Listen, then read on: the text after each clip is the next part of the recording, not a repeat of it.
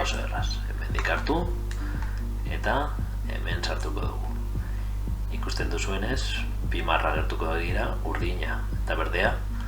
Urdina irudia da eta berdea soinua. Gure marrak pantailatik ateratzen direnez, daukagu aukera alt eta ratoiaren gurpilarekin zooma aldatzeko. Hemen timelinea daukagu eta hemendik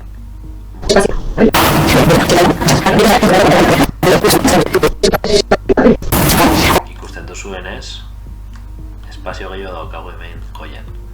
Zertarako, adibidez hor gainean sartu dezakegu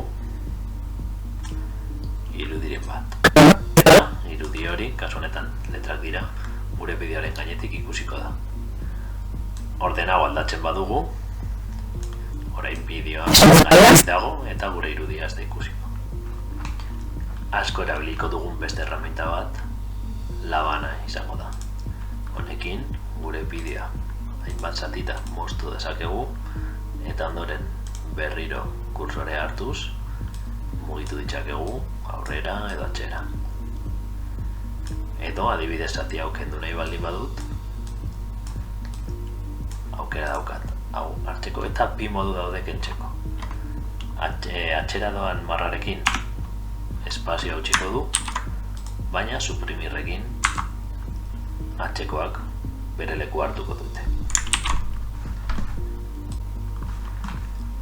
Noiz baiten bideoaren zatiren bat soinua kendu nahi baldin badituzue,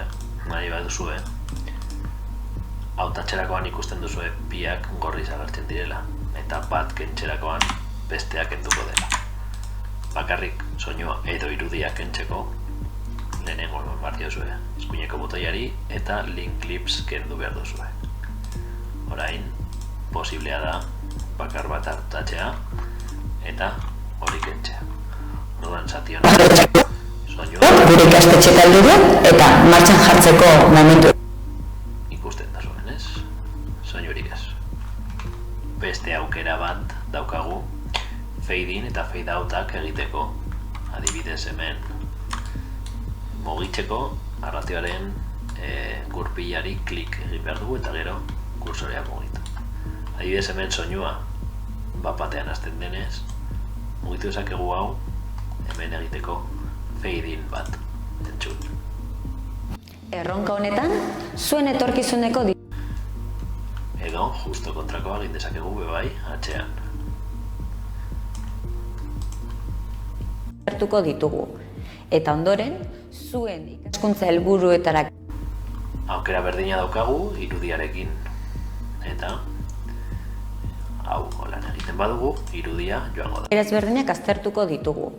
Eta ondoren, zuen ikaskuntza helburu Eta hasieran, kasu berdina.